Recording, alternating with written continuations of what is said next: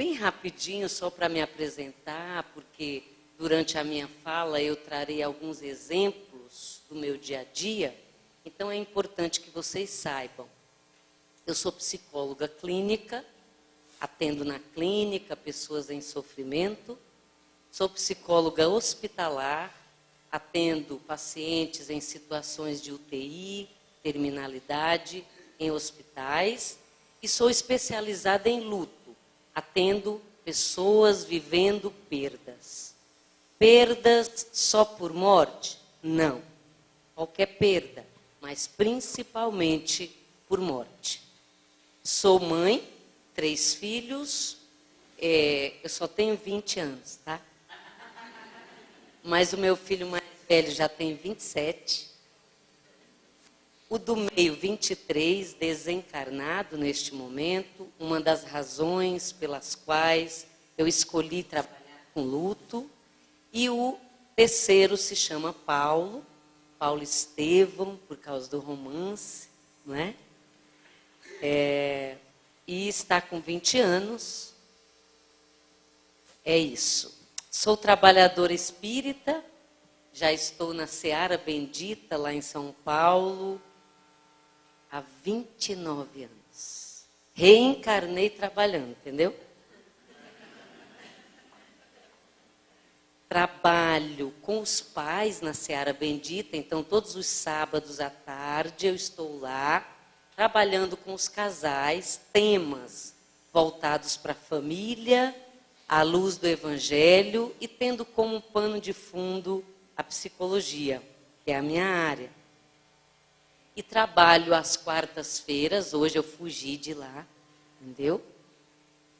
Enquanto as pessoas estão esperando para tomar o passe, eu faço alguma reflexão evangélica com os assistidos. E aos sábados, no segundo horário, porque à tarde eu fico com os pais, no segundo horário eu dou aula no primeiro básico. Nós temos hoje 9.600 alunos inscritos nos cursos da casa. Então é uma casa bem grande, 62 anos já levando o Evangelho. Bom, nós vamos refletir hoje. A Tânia disse que eu posso ficar com vocês até mais ou menos 00:15. Então nós vamos refletir. Nossa, eu estou meio com medo de me mexer por causa da filmando. Nós vamos refletir sobre uma passagem de Paulo aos Romanos. Uma carta de Paulo aos Romanos, lá no capítulo 12, versículo 2. O nosso tema de hoje é renovação. Antes de entrar exatamente no tema, é importante lembrar bem rapidamente de Paulo, porque Paulo é um exemplo de renovação. Paulo não nasceu Paulo. Nasceu Saulo, judeu, perseguidor dos cristãos. Numa dessas perseguições, ele encontra com Jesus, o mestre, e diz para ele: Saulo, Saulo, por que me persegues? E Saulo, então tocado pelo magnetismo que aquelas palavras carregavam, queda-se diante de Jesus e diz: o que queres que eu faça? Vejam vocês que é uma grande renovação. Alguém que passa de maior perseguidor do Evangelho do Mestre Jesus a maior difusor do mesmo Evangelho. Numa época em que não havia Facebook, não havia ônibus, carro, bicicleta. Ele fez tudo isso andando. Em cada lugar, cada cidade que ele chegava, ele fundava ali uma igreja. E como que era essa igreja? Uma casinha, um tijolinho e uma cruzinha em cima? Não.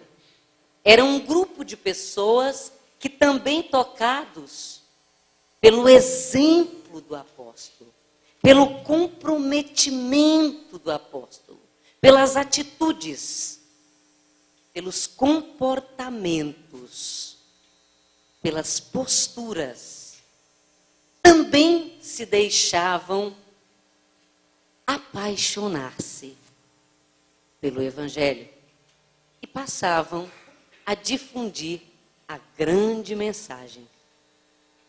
Paulo, portanto, é um exemplo de renovação. O Paulo que nós falamos na casa espírita é o mesmo São Paulo que a gente ouve quando vai na igreja.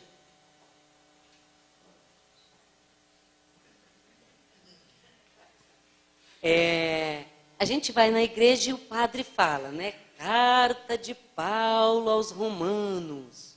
E a gente responde, glória a vós, Senhor. É o mesmo. É o mesmo São Paulo que dá nome ao time de algumas pessoas. Fazer o quê? A evolução é verde.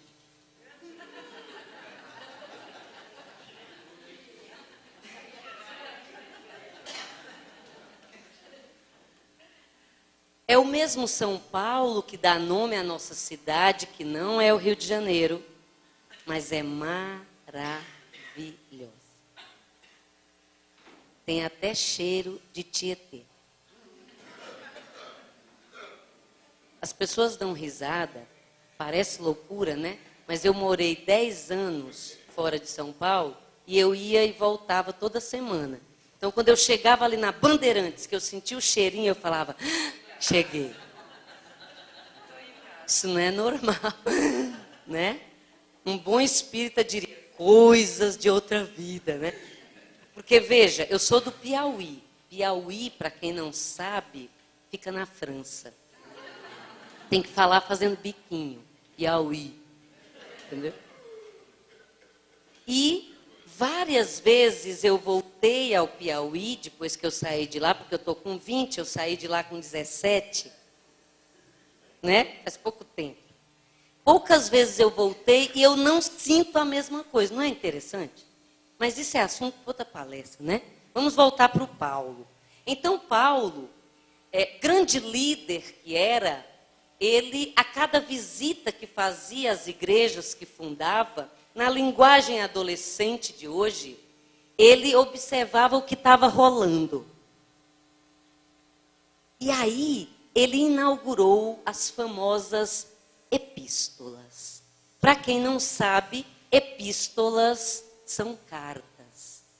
Então, se você estiver apaixonado por alguém e quiser impressionar o sujeito, a sujeita, não é? Você fala assim, hoje mesmo vou te mandar uma epístola. Aí a pessoa vai direto no Google, né? E o que ele escrevia nessas epístolas? Exortações. Sabe o que são exortações? Em linguagem de hoje, puxões de orelhas.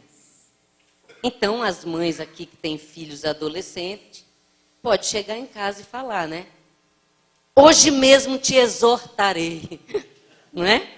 E o filho já acha a gente louca, né? Nesse dia ele vai ter certeza. Paulo, nessas cartas, ele propunha reflexões profundas em torno do que ele observava. Numa dessas visitas ao povo de Roma, ele percebe o pouco comprometimento daquelas pessoas, daquela igreja. E a minha proposta para nós hoje é que nós façamos um paralelismo com o nosso dia a dia hoje. Porque senão a gente lê o Evangelho, ouve a palestra e fala assim, ah, tá, mas isso aí foi naquela época, não é? Tipo assim, para os romanos, né? Então vamos tentar perceber quão atual é a mensagem de Paulo. O que ela tem a ver conosco? Hoje, São Paulo, em meio à Copa, vai Brasil, Espanha do meu marido, indo embora, Deus tenha piedade. Tá tudo bem, meu amor. Calma. Não é? Tadinho, ele está em sofrimento metade e a outra metade não. O que tem a ver conosco? O que essa mensagem nos faz refletir? O que Paulo disse, afinal, para o povo de Roma, no capítulo 12, capítulo, para quem não sabe, é aquele numerão enorme, tá? Você abre a Bíblia, em qualquer idade você enxerga, não é? As meninas aqui, tudo com 15 anos, sabe disso, né? E o versículo 2 é o numerinho, tá? A partir dos 15, ó, não enxerga, tá? Então, quem quiser verificar, lá em Romanos, capítulo 12, versículo 2, Paulo diz assim: não vos conformeis com este mundo. Tipo assim, não está tudo bem. Transformai-vos pela renovação, a palestra de hoje, renovação do vosso entendimento, coração e mente. Renovação. Olha que interessante. Paulo diz assim: não vos conformeis. Não é para se conformar. Sabe aquela sua amiga no supermercado? Você encontra com ela, aquela sua amiga chata, que todo mundo tem uma, não é? De repente você é a pessoa, entendeu? Para os outros, né? Então você está no supermercado, aí lá vem ela, aí você fala assim, vixe, né? Lá vem. Aí a pessoa, oi, tudo bem, né? E aí você fala, oi, tá boa. Aí ela fala, ai, não tá. Não tá, meu marido está desempregado, minha mãe morreu, minha sogra está doente, não é assim? Aí você fala o que para ela? Ela está dizendo que não está tudo bem e não está. E o Paulo fala, não vos conformeis com este mundo. Então você, a Tânia, né, encontra a amiga dela e vira para ela e fala assim, tá tudo bem.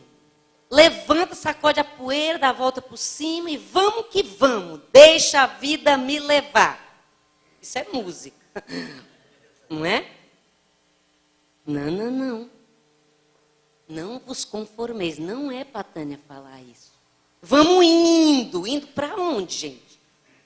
Sabe? As pessoas falam isso. Estou levando. Levando o quê? Estou levando. Estou indo. Como Deus quer. Essa é a pior. Não é? Veja. Pergunta 76 do Livro dos Espíritos. O que é o homem? O que é o espírito? O ser inteligente do universo. E aí Deus fez você, o ser inteligente do universo, dotado de livre-arbítrio. Colocou você dentro do elevador lá em cima, apertou o T de terra, falou, desce e arrasa. E aí você vem para cá e dizer que vai levando, que está indo, e como Deus quer. Mas não é você que escolhe. Não é você com livre-arbítrio. Por que Ele te daria livre-arbítrio? Para você vir e ficar só esperando Ele dizer, agora vai, São Bernardo, São Caetano, São Paulo. Que é isso? Não é? Então não está tudo bem. Olha que interessante. Paulo diz assim, não vos conformeis. Conformar, do latim conformare, que significa tomar a forma de. Quem toma a forma de é ameba. Captaram?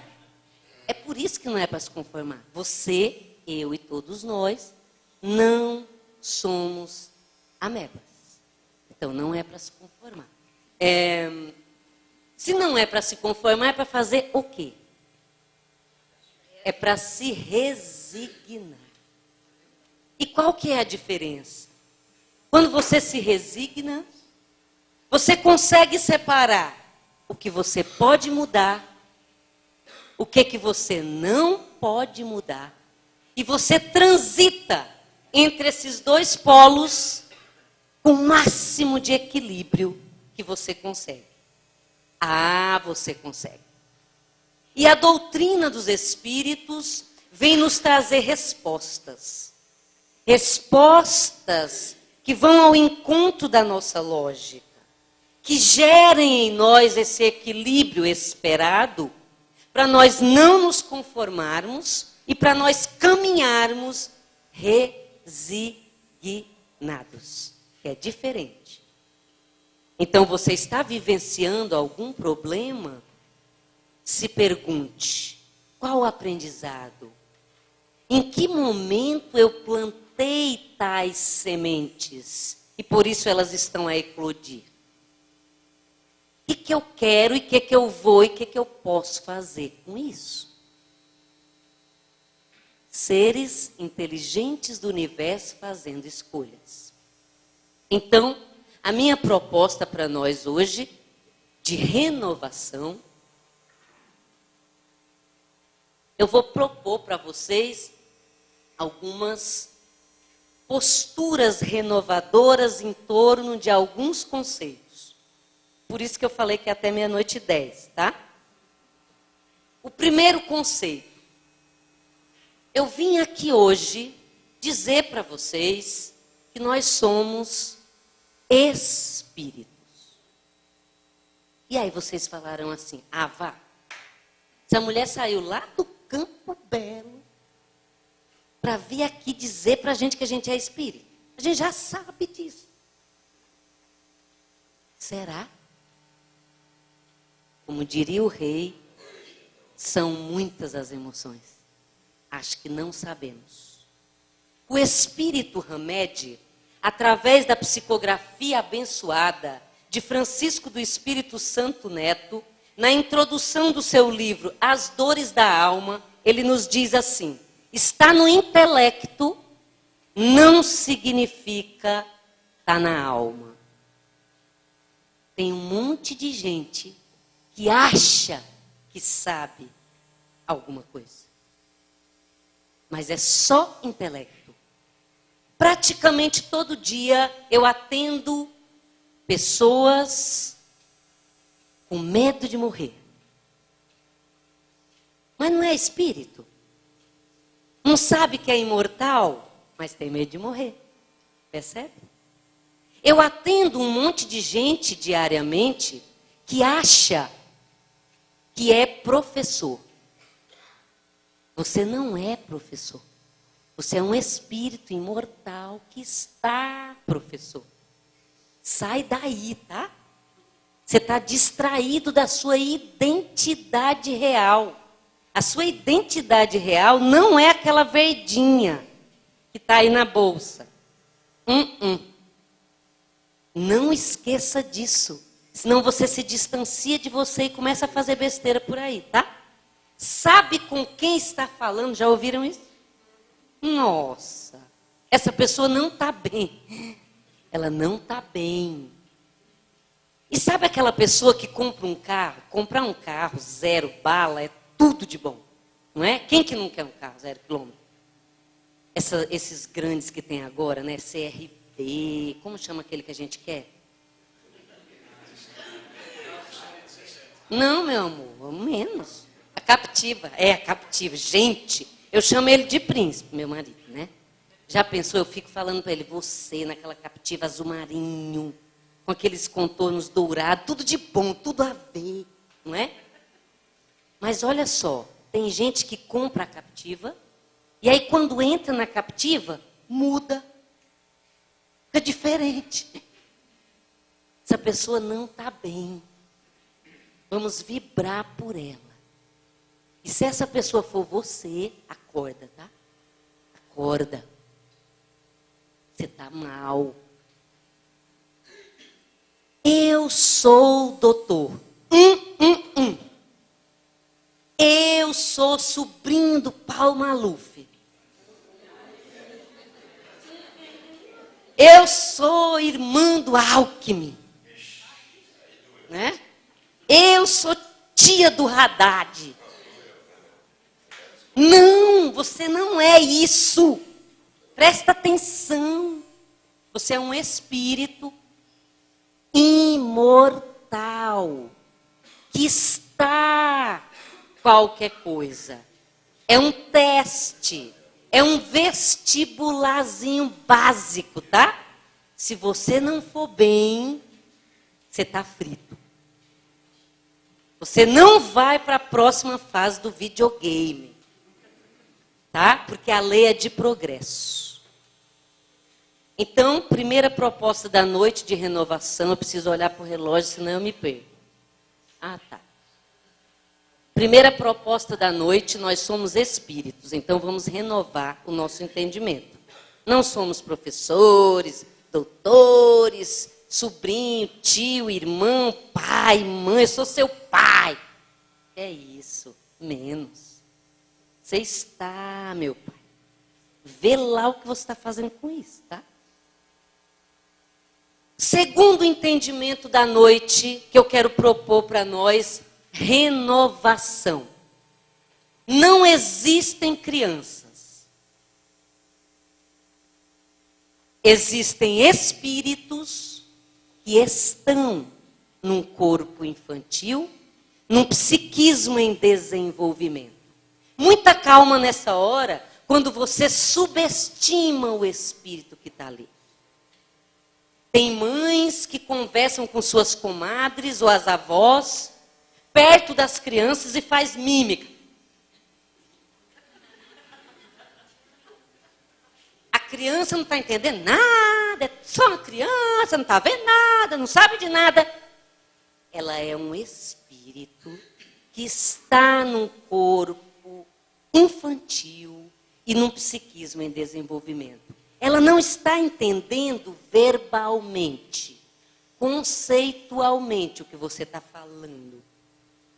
Mas como ela é um espírito, ela tem a percepção. Percepção é um movimento do espírito imortal. Ela tem a percepção de que tem algo errado. Aquele papai, aquele homem grande, que sabe tudo, que resolve tudo, porque é assim que a criança nos vê. Aquela mamãe, que é aquela mulher bem grande, que resolve tudo, que sabe tudo, tem alguma coisa que não encaixa. Eu começo a perceber que há algo errado. E este espírito que está num corpo infantil, estagiando num psiquismo em desenvolvimento, ele vai ficar adulto, tá? E eu vou encontrar ele lá no meu consultório, com muitos pés atrás, com mulheres. Mulheres não são confiáveis, não é? Homens não prestam. Muita calma nessa hora. O espírito que está num corpo infantil, num psiquismo em desenvolvimento, ele está atento a tudo isso. André Luiz, no livro Respostas da Vida, aliás, Sinal Verde, lição 14. André Luiz diz assim, a lição se chama Ante os Pequeninos. André Luiz nos diz, os pequeninos de hoje, no futuro, estarão a devolver-lhes tudo que recebem. Então, não existem crianças. Há pouco tempo atrás, atendi num grande hospital de São Paulo, um espírito num corpo infantil de 9 anos, câncer, estágio terminal, leucemia. Tiago. E o Tiago, definhando na sua última semana de vida, me disse assim, por que criança morre? E aí eu, para respeitar o espírito que está ali, respeitar a família daquele menino, eu virei para ele e disse assim, Tiago, o que que você aprendeu sobre isso com o seu papai e a sua mamãe? E o espírito que estava, Tiago, que estava num corpo de 9 anos, que não é nada bobinho, disse assim, o que eu aprendi com meu pai, com minha mãe, eu já sei. Estou perguntando para você. 1-0 para ele. E aí eu virei, respeitando novamente o que ele já sabia, e falei assim, Tiago, eu acredito que não existem crianças. E aí comecei a explicar. E ele começou a se desencostar da cama e se interessar. Sabe quando você está conversando com alguém, que a pessoa está aérea, e aí o assunto começa a ficar interessante? Tipo assim, jogo do Brasil, sabe? E aí a pessoa vem vindo, que dia, que hora, feriado, oba. Aí o Tiago começou a se interessar. Aí no meio da minha fala, ele virou e disse assim, moloco, na linguagem infanto-juvenil, é tipo assim, tudo a ver. Faz sentido. E sabe por que ele perguntou para mim? Porque eu era a única que entrava naquele quarto e tratava ele como um espírito imortal. Que não tinha dó. Porque se você tiver dó, você não ajuda ninguém. Ninguém é vítima. E aí vocês vão falar assim, nossa, mas você não sente nada? Claro que eu sinto. Mas eu desenvolvo misericórdia. Que é diferente. Miséria, coração. Então você aproxima a miséria do outro, do seu coração, desenvolve empatia, aí você ajuda. Sabe quando você diz para a pessoa assim, eu sei o que você está sentindo. Pronto. Aí você começou a ajudar. Se você disser, ai, coitado de você, judiação, você não ajuda. Então o Tiago desencarnou mais ou menos 3 dias depois daquela nossa conversa, certamente menos ansioso. E eu hei de encontrá-lo em algum âmbito da vida, porque nós somos imortais. E eu sei que o Tiago vai me olhar nos olhos e falar, valeu, um passinho a mais. Amém. Esse é o segundo entendimento da noite, de renovação. O terceiro que eu quero propor para vocês, não existem adolescentes. Existem espíritos que estão adolescendo. Adolescer do latim adolescere, que significa deixar de ser criança para ser adulto. E esse para denuncia uma transição angustiante, que todo espírito encarnado no planeta Terra, sem exceção, vivenciou a angústia de adolescer. Quais são as perguntas que pululam a mente de alguém que está adolescendo? Mais ou menos assim. Eu sou bonito? Para que vestibular, né? O que eu vou fazer de profissão? Eu vou ser adulto. Mas eu vou ser adulto igual meu pai? Ai, não sei se eu quero. Meu pai é alcoólatra. Meu pai mente. Meu pai rouba. Meu pai é honesto. Meu pai é trabalhador. Meu pai nunca mente. Meu pai me ensinou umas coisas legais. Então deixa eu pensar aqui. Não, eu acho que eu quero ser igual o meu professor. Meu professor de educação física. Só que eu ouvi que ele é bombado, que ele usa coisa que não deve. Ah, então acho que eu não vou ser igual ele. Não, então eu vou ser igual minha tia. Ah, mas a minha tia, ela está com câncer. Acho que quem está com câncer vai morrer, então também não quero ser. É assim. É uma loucura. Todos nós angustiamos na adolescência. Eu dou palestras por aí e os pais, na saída das palestras, falam assim, ai, parabéns, muito boa sua palestra. Deixa eu apresentar para você meu filho aborrecente. Não façam isso. Se coloquem no lugar de alguém que está vivendo essa transição. É um profundo desrespeito. Você não adoeceu? Você não angustiou? Então ele precisa de acolhimento. Ele é um espírito. Freud, o pai da psicanálise, dizia que os filhos, quando adolescem, matam os pais todos os dias. E é dever dos pais ressuscitar. O que significa isso? Você chegou primeiro. Você já foi até a Praça da Sé e voltou. E ele está angustiado, porque ele não sabe onde é a Praça da Sé. Porque ele não sabe que tem várias alternativas para chegar lá. Ele está com medo de quantos buracos vai ter. Então, é de segurança que ele precisa. Então, não existem adolescentes. Eu atendo um monte deles no meu consultório, perdidos. Mas isso é assunto para outra palestra. A de amanhã, paternidade e maternidade é missão, lá na Vila Carrão. Até rimou, né? O último entendimento da noite que eu quero deixar para vocês sobre renovação do nosso entendimento é que não existem idosos. Existem espíritos que estão num corpo envelhecendo. É terrível você se sentir desrespeitado. Eu já ouvi de várias pessoas que estão em corpos envelhecidos, dizendo assim, Deus, é uma sensação muito ruim.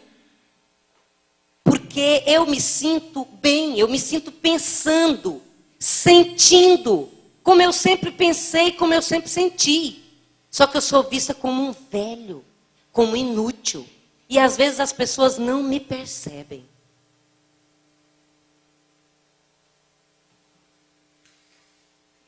Como eu disse para vocês no início, eu trabalho há muitos anos com os pais na Seara Bendita. E todo ano, no mês de maio, nós levamos as crianças e os adolescentes, os espíritos que estão, crianças e adolescentes, para visitar um asilo. E por que nós fazemos isso? Porque nós queremos que eles tomem contato de perto com aquilo que eles aprendem lá na Seara, na evangelização. Eles precisam saber o que é envelhecer. E todo ano, sem exceção, neste ano não foi diferente, tá? Infelizmente. Um casal chega para mim e fala assim, mais ou menos assim, quando que vai ser a visita mesmo? E aí eu falo, dia tal, né? Eles falam assim, ai, sabe o que é? Eu acho que a gente não vai, tá? Acho que a gente não quer, assim, né, impressionar nosso filho, sabe? A gente quer, assim, tipo, poupar ele, tá? Porque lá tem aqueles velhinhos, assim, fedidinhos, né? Tem uns velhinhos doentes, outros já quase mortos. Então, melhor ele não ir, para ele não ficar impressionado. Garanto para vocês que com mais de 20 anos de convivência, eu tenho algum tato para lidar com essas pessoas. Mas eu quero ironizar. A vontade que eu tenho é de dizer para eles assim, não leve não. Poupe bastante seu filho. Não mostre para ele a realidade que o espera.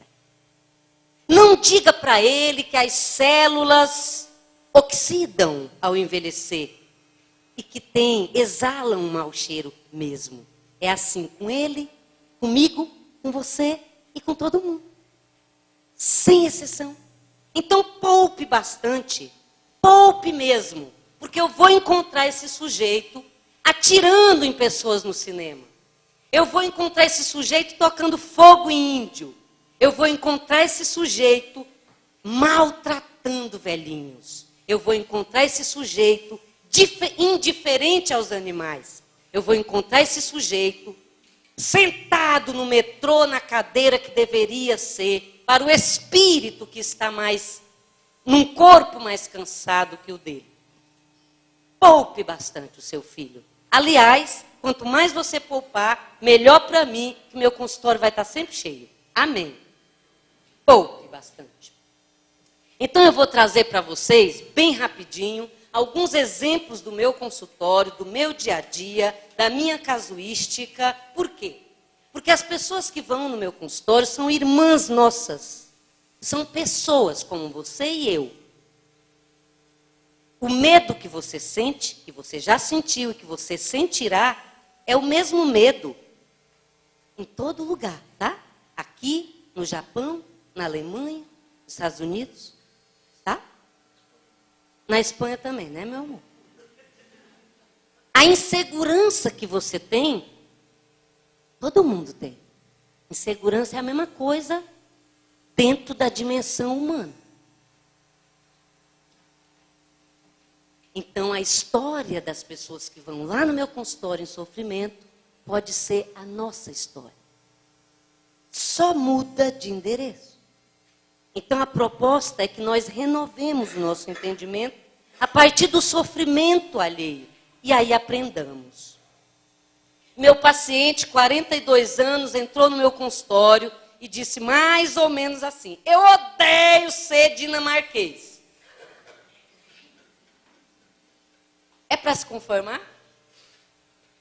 O apóstolo disse que não. Então eu não posso virar para ele e falar assim: para com isso.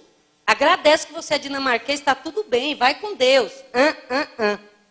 E eu quero que vocês troquem aí o dinamarquês por brasileiro, nordestino, japonês, norueguês, qualquer coisa eis, tá bom? Eu odeio.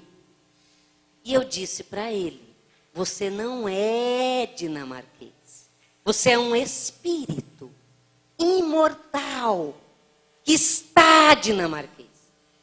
Por que diabos você não gosta de ser dinamarquês? Aí ele me falou assim: é porque é uma cultura muito difícil, as pessoas são muito retraídas. Eu gostaria de ter nascido numa cultura mais... Logo com a nordestina ele vem falar isso, né? Então, eu falei para ele: pois é, então você está há 42 anos perdendo tempo. Porque a pergunta não é por que dinamarquês. É o que eu estou fazendo como dinamarquês. Porque se eu acho que é um problema aquela cultura, qual é a proposta de Deus na minha vida enquanto espírito imortal, ser inteligente com livre-arbítrio? E se eu acho que a cultura é paradona, diferentona, travadona, o que eu estou fazendo lá? Provavelmente eu nasci lá para criar toda uma nova coreografia. Não é verdade? Então, para de reclamar, você está perdendo tempo. E se pergunta: por que japonês? Por que norueguês? Por que dinamarquês? Por que paulista? Por que? Entendeu? Aliás, tem um monte de gente que fala assim: eu vou me embora do Brasil. Este lugar. Tudo fora do Brasil é melhor. Vá rápido. Mas não esqueça que você vai junto.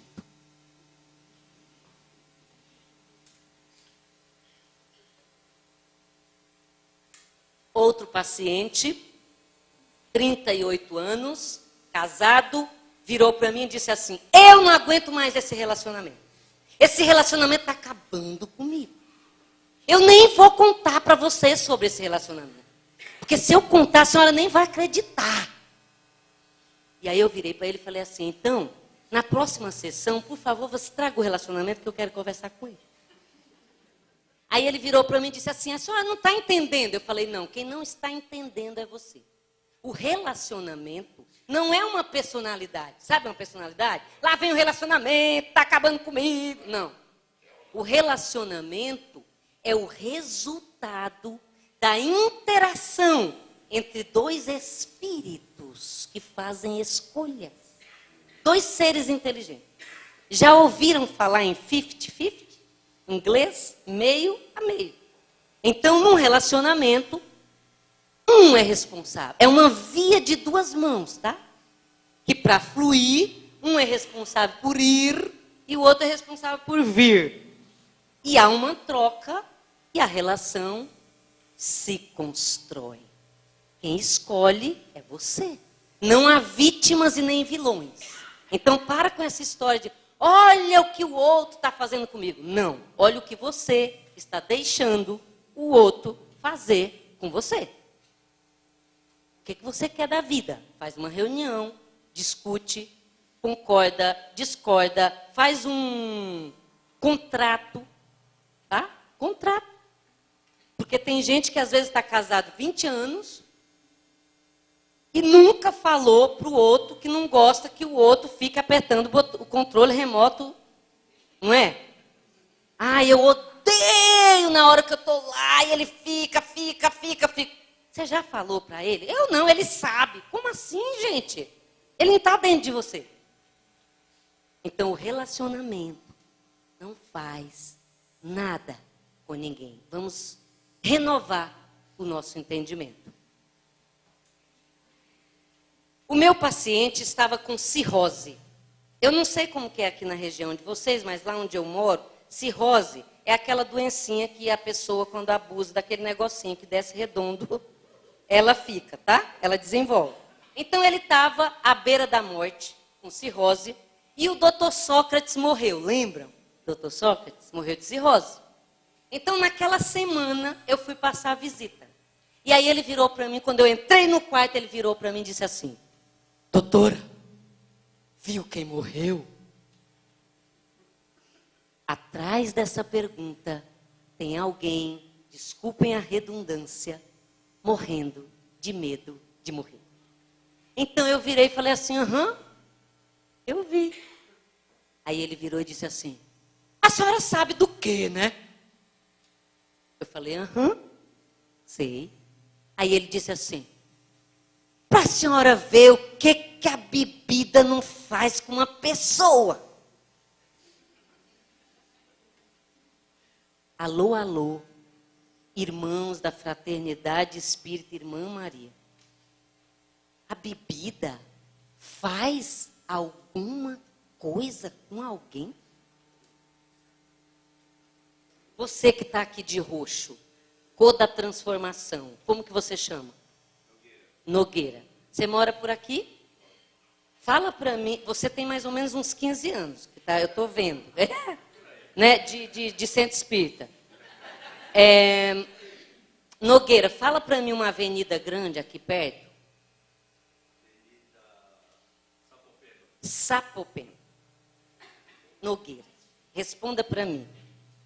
Meu nome é Deusa, feminino de Deus, e meu sobrenome Samu, igual a ambulância, tá? Então pensa bem no que você vai responder. Nogueira. 15 anos de Avenida Sapopema, descendo e subindo. Você algum dia encontrou um sujeito correndo loucamente de uma garrafa de vodka, que dizia para ele: me beba, me beba, me beba, me beba. Não. Vocês ouviram? Nogueira sabe das coisas. Então, a bebida não faz nada, nem comigo, nem com você, nem com ninguém. Você é o ser inteligente do universo que escolhe. É você que vai lá e escolhe.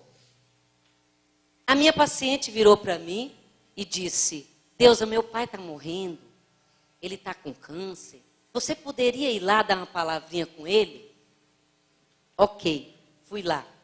Estou tentando sintetizar bem rápido, porque já está perto de meia-noite. Aí, chego no hospital, o pai dela, 64 anos, câncer, pulmão. Deitadinho na cama, aí ela virou para mim e disse assim: olha, você fica aqui na porta um pouquinho, eu vou entrar lá, aí eu explico para ele, aí depois você entra, tá? Ok, fiquei ali quietinho. Aí ela entrou, passou a mão no braço do pai dela, olhou para cima, deve ser lá em cima que estão os culpados, tá? Passou a mão no braço do pai dela e falou assim, começou a chorar, olhou para cima, era bom você não filmar isso, né, amor? Olhou para cima e fez assim, olha. Eu só queria entender. Olhando para cima, querendo entender. O pai está morrendo, câncer, pulmão.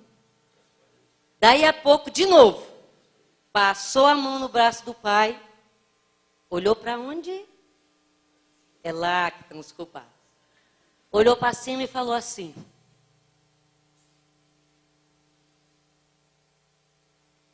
o que ela falou mesmo? Esqueci. Eu só queria entender por quê? Por que isso? Por quê? Por quê? Por quê? Eu não me conformo. E aí baixou a mão, continuou chorando. Na terceira vez que ela movimentou a mão, o pai dela, que estava quase morrendo, tá?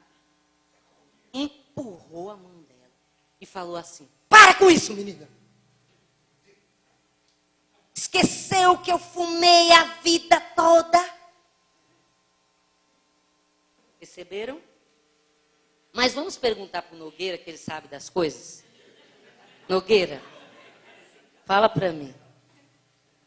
Você acha que o cigarro faz alguma coisa com alguém?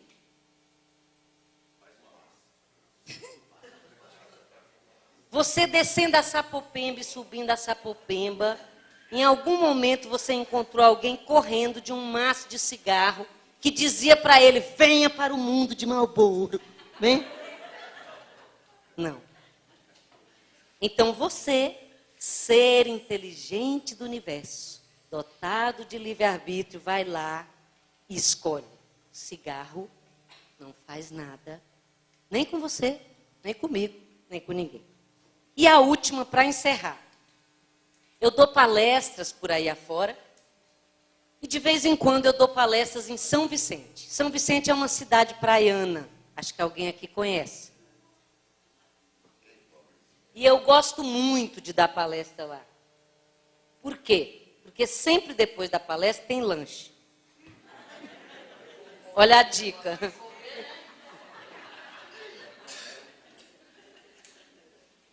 Não vos conformeis com este mundo, transformai-vos pela renovação do vosso entendimento. Aí eu fui lá em São Vicente, dei palestra, aí no meio da palestra eu lembrei da mesa do lanche, né? Aí eu comecei a acelerar, lanche, né? Terminei a palestra, fui eu e ele, que ele também gosta. Quando é São Vicente, ele fala: é lá naquele lugar, bolos, tortas, né? Muitas emoções. Aí fomos lá, comemos, tinha uma mesona cheia de coisa, a gente comeu. E aí eu fui para o outro lado da mesa, já satisfeito. Não vos conformeis com este mundo. Transformai-vos pela renovação do vosso entendimento. Aí apareceu uma mulherzinha, baixinha, magra, muito magra. E aí me cutucou, falou assim: vem cá, vem cá. Você não comeu esse aqui, ó. Aí eu falei assim: não, obrigada, eu já estou satisfeita. Ela falou: vá, só um pouquinho. Não faça desfeita. Só hoje. Aí eu falei: tá bom, né? Aí fui lá, comi e saí andando e ela veio atrás de mim. Eu fui para o outro lado da mesa, ela me puxou e falou assim: vem cá, vem cá. Só mais esse. Aí eu falei: não, obrigada, não aguento mais. Ela falou: só um pouquinho. Eu que fiz. Aí eu falei: não, por favor. Aí eu falei com ela, brincando, dando risada, porque é dando risada e brincando, que às vezes a gente fala umas verdades, não é? Aí eu virei para ela e falei assim: moça, para. Você está parecendo minha obsessora, não é? Aí falei para ela assim: por que você não come? Aí ela virou: não vos conformeis com este mundo, tá? Transformai-vos pela renovação do vosso entendimento. Ela virou e falou assim: não posso. Aí eu falei: é? Por quê? Aí ela falou bem baixinho, quando a gente está devendo, né? Ela falou assim: vou te contar. A danadinha da diabetes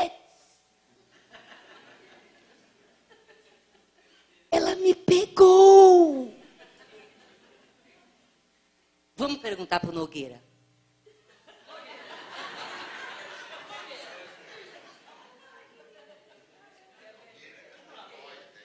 Alguma doença pega você? Aqui nessa região, Nogueira, descendo e subindo a Sapopemba. Você já encontrou pessoas falando assim, pneumonia, né? Diabetes. E aí um monte desse lado, aí você corre, aí as pessoas falam, vem pra cá, só gripe, gripe, gripe, gripe. Aqui tá mais fraco.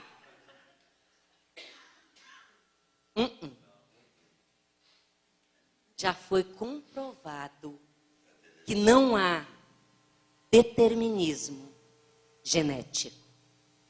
Doença nenhuma pega você. Todas as doenças são construídas. Você é um espírito, um ser inteligente do universo, uma energia imortal, interagindo com a biologia.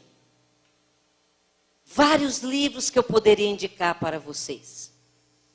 Vou indicar 3, 4 deles. A Biologia da Crença, Dr. Bruce Lipton, PhD em Biologia e Físico, comprovou que não há determinismo genético. O que significa isso? Que você pode nascer com genes de todas as doenças. Você só vai desenvolver se você quiser. E o termo é esse, tá? Quiser. A doença como caminho, Dr. Rüdiger Dahl, pai da terapia da reencarnação, homeopata e psicólogo alemão, 32 anos estudando a psicossomática. A doença como caminho. A doença como linguagem da alma. Então é você que sente, pensa e manda sinais eletromagnéticos para o seu sistema nervoso central. Transforma esses sinais em impulsos químicos e detona o seu veículo de transformação. O outro livro se chama Conexão Corpo, Mente, Espírito, da doutora Candace Pert. Ela é PhD em psicofarmacologia. E o marido dela, Dr. Michael Ruff, PhD em imunologia. Então, lendo essas obras, nós descobrimos que você, aquela sua cunhada, no Natal de 1980, falou que você estava gordinha. Cada vez, foi em 80, tá? Mas cada vez que você lembra daquela sua cunhada, né? Só que não é a sua cunhada que está recebendo essa vibração. É seu fígado, tá? Feliz câncer para você. Se você é muito mal-humorado, o pâncreas é o órgão do bom humor. Se você acha que tudo é ruim, que tudo é chato, a pessoa fala assim, olha, amanhã, quinta-feira, feriado, relaxa. Aí a pessoa fala, tá, mas ninguém emendou na minha firma, sexta-feira tudo de novo. Né? Aí você fala assim, mas relaxa, porque tem sexta-feira tudo de novo, aí já vem o sábado e domingo, calma. Aí a pessoa fala, mas eu não gosto. Não gosto. Aí você fala assim, então, falaram que vai virar o tempo. Aí a pessoa fala, não gosto de frio. Não, mas o final de semana disseram que vai melhorar um pouco. Mas eu também não gosto de calor. Né? Então você é um candidato fortíssimo a ter pancreatite. Só que se você insistir muito nessa negatividade, você é um candidato a ter um câncer de pâncreas. Tchau, hein? Porque é o câncer que mata mais rápido. Esses são assuntos para outra palestra. Vamos então encerrando com a frase da doutora Elizabeth Kubler-Ross. no seu livro A Roda da Vida. Um livro maravilhoso, imperdível, um dos melhores livros que eu já li na vida, e eu só tenho 20 anos, tá? Está em promoção na Livraria Cultura, nós vimos ontem, R$19. Imperdível, A Roda da Vida. Doutora Elizabeth Kubler-Ross, psiquiatra, primeira médica no mundo a falar de morte com seus pacientes. Neste livro, ela diz assim: uma vez aprendida a lição, cessa o sofrimento. Vou repetir. Uma vez aprendida a lição, cessa o sofrimento. Então, se você está sofrendo por alguma razão, se pergunte: o que eu preciso aprender com isso?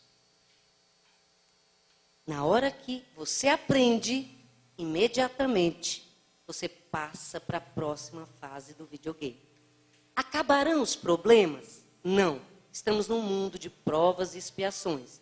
André Luiz, em Respostas da Vida, nos diz: acabou um problema, respire fundo, celebre e se prepare, porque o próximo está a caminho. Que Jesus nos abençoe. Que Ele, que é o nosso modelo, conforme está na pergunta 625 do Livro dos Espíritos, seja o nosso farol, a nossa referência, para que nós continuemos nos renovando a cada dia. Muito obrigada por essa oportunidade.